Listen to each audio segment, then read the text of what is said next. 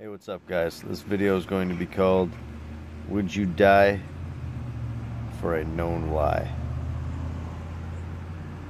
Because Jesus' followers, all of them, were murdered.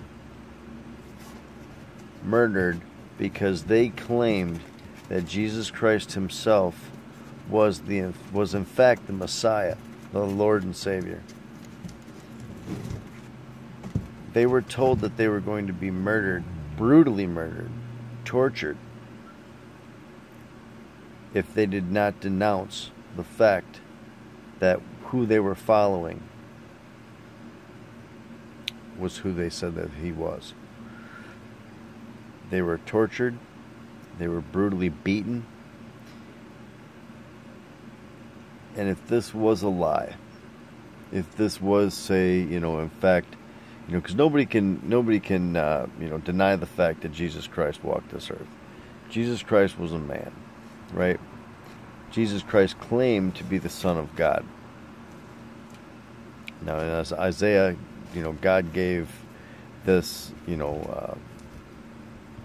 this image that there would be a Messiah, and that there would be this coming of this, him, the Son, to earth, to be the sin offering for the world, that anyone that believes and follows, takes up his cross and follows his Son, would be in fact forgiven of sins and have a chance to go to heaven. And now we can argue between Christians as if this is in fact the truth. But the point that I'm trying to make here is, if it was a lie, and as a non-believer, would you knowingly give up your life for the fact that you knew something was a lie? Would you give up your life for a known false claim? Would you be murdered, tortured, brutally beaten for a lie? I don't think so. I know I wouldn't. But I would give up my life if I knew that Jesus Christ did walk this earth, and he did say who he said he was going to be, and he told us that if we were to take up our cross and follow him, deny ourselves, that he would renew our hearts, he would renew our spirits, he would give us a new life born free from sin, freed from the darkness and the wickedness that we were born into as fallen, fallible human beings. To me, that is extremely amazing, the amount of love that God said, you know what, even though you spit in my face over and over and over again, I'm going to come down from heaven as a person, as a human being. I'm going to step into my own creation, right? And rescue you rebels. You, the ones that denied me, that spit in my face, that told me I didn't exist, even though when I wrote it in your hearts. God wrote his law on our hearts. That's why we don't need a Bible to know that there is a God or there is a standard. Now, you may objectively or subjectively denounce that or deny that you have a purpose or a meaning. If you deny that you have a purpose and a meaning, why are you even here? You have no purpose or meaning to even watch a video, or to even be good to others. With being good, there's a standard of goodness. There's a standard of righteousness. And that's what God ingrained in our hearts. And that's how we know that God is who He said He was. That there is something more than just, brain goo flying around, in an unguided universe. Some random act. Cosmic accident. We know this to be true because it's ingrained in our hearts. Sodom and Gomorrah didn't have a Bible that they were going off of, but they knew in their hearts that they shouldn't be going around and molesting children and raping females and having sex with the same sex. They knew that because it was ingrained in their hearts. They knew that it was not the way that God designed. Same thing with Noah and the flood.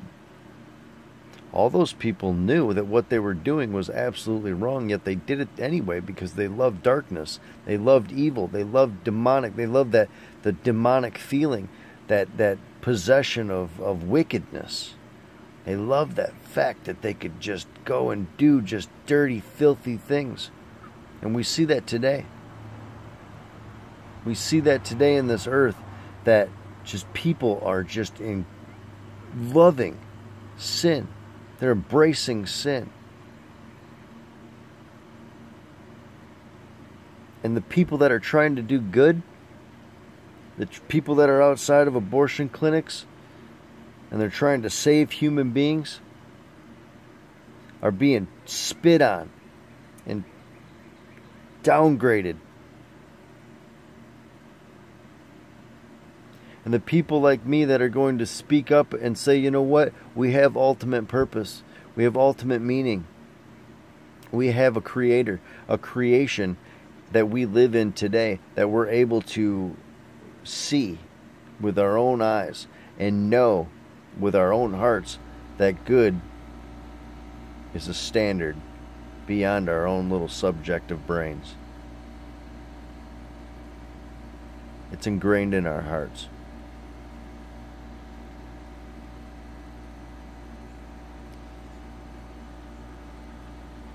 And in Romans chapter 1, it says that God gave us these very intense topics that we're supposed to go over.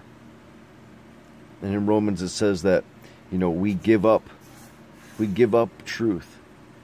And when we give up truth because we love darkness rather than light, that God will give us over to a reprobate mind, to give us up to our unclean thoughts and desires. If we want to go and do these disgusting things, then God's going to give up on us. And God's going to let us go that way. And I believe that's why we see what we see today with this just ungodly nation, ungodly society, and our culture just being shit on by evil. And I think that it's a big issue. And it's scary.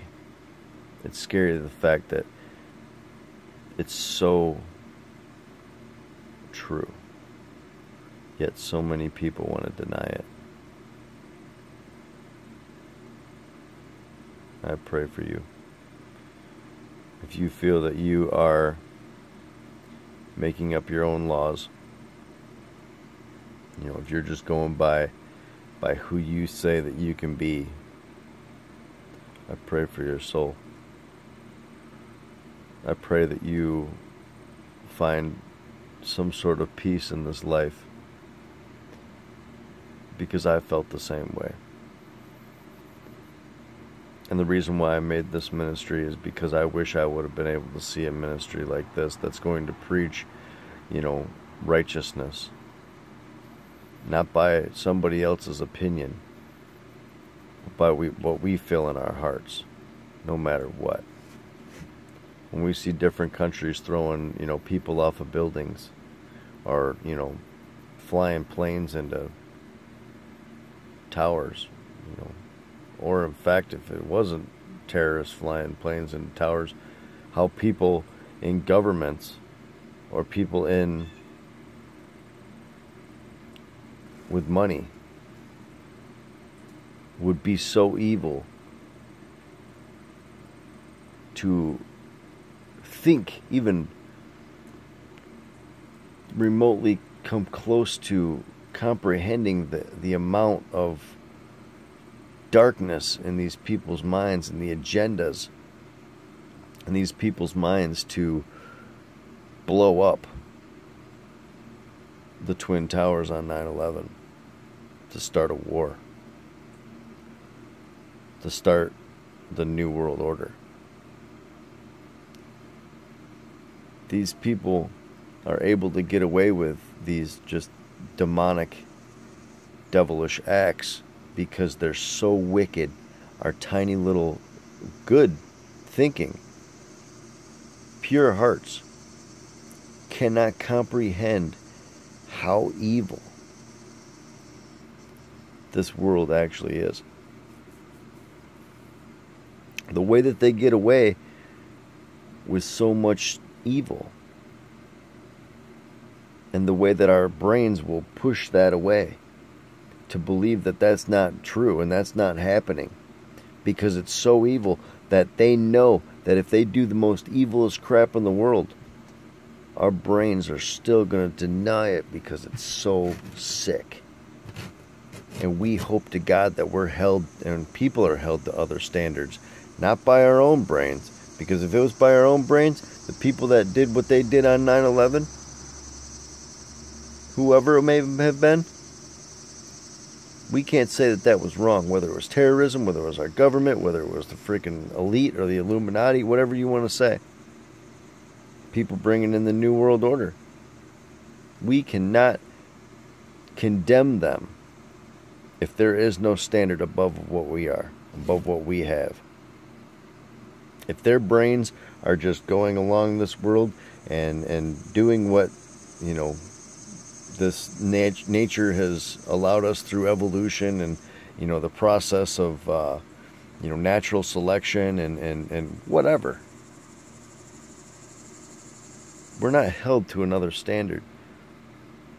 These people can rob you, steal from you, kill you, rape you, have sex with children, whatever they want to do, because they're not held by their own standard. They're held by their own standard rather than God's laws and rules.